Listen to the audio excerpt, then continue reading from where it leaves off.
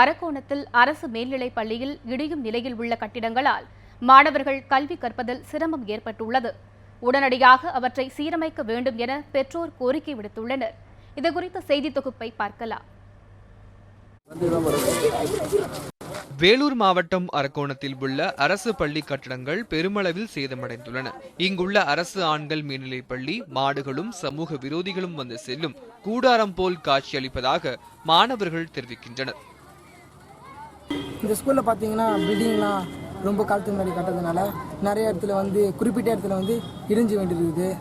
அது இல்லாமல் மழை காலத்தில் பார்த்தீங்கன்னா மழைலாம் ஜல்லிக்கிற தண்ணியில் உள்ள சொட்டு ஊற்றுது. அதனால எங்களுக்கு படிக்கிறதுக்கு ஒரு பிரச்சனை ஏற்படுது. அந்த டைமில் ரூம்லலாம் தண்ணி வந்தது. அது மட்டும் இல்லாமல் இந்த ஸ்கூலில் நிறைய சப்ஜெக்ட் ஆள் இல்லை. இங்குள்ள அரசு மேல்நிலைப் பள்ளியில் கான்கிரீட் சுவர்கள் உடைந்து கம்பிகள் வெளியே தெரிவதால் மாணவர்கள் அச்சத்துடனே பள்ளிக்கு வந்து செல்கின்றனர். இதனால் மாணவர் சேர்க்கையும் குறைந்து வருகிறது. சேதமடைந்த நிலையில் உள்ள பள்ளிகளுக்கு வந்து செல்ல மாணவர்கள் அஞ்சுவதால் பாடங்களை சரிவர கவனிக்க முடிவதில்லை என குற்றச்சாட்டு எழுந்துள்ளது. சத்துணவு இங்கே சரியாக எங்களுக்கு போடுறதில்ல +1 +2க்கு. அது இல்லாமல் நாங்கள் கம்ப்யூட்டர் சயின்ஸ் படிக்கிறோம். எங்களுக்கு கம்ப்யூட்டர் வசதி கூட கிடையாது.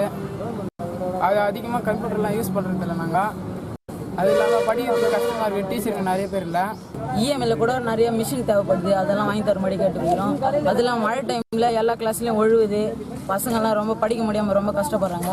அது மட்டும் இல்லாமல் இங்கிலீஷ்க்கு மேக்ஸுக்கு இன்னும் நிறைய டீச்சர் வந்தால் நல்லாயிருக்கும். கட்டிடங்கள் பாழடைந்துள்ள நிலையில் பாடம் நடத்துவதற்கு போதிய ஆசிரியர்கள் இல்லாததால் மாணவர்களின் எதிர்காலம் கேள்விக்குறியாகியுள்ளது. குடிநீர் வசதி, கழிவறை வசதி உள்ளிட்டவை முறையாக பராமரிக்கப்படாமல் மாணவர்கள் திறந்த வெளியில் சிறுநீர் கழிக்கும் அவலம் ஏற்பட்டுள்ளது. இது கட்டடம் கட்டி தரணும், பள்ளி கட்டடம் கட்டி தரணும். பாத்ரூம் வசதி இல்லை. எல்லாம் வெளியில் தண்டவாளத்து இந்த சைடு தான் போயிட்டு வராங்க. தண்ணி வசதி இல்லை. அது நிறைய பொருளை திருட்டு போகுது. ஸ்கூலில் லீவ் விடும் போதெல்லாம் நிறைய பேர் உள்ளே தண்ணி அடிக்கிறாங்க.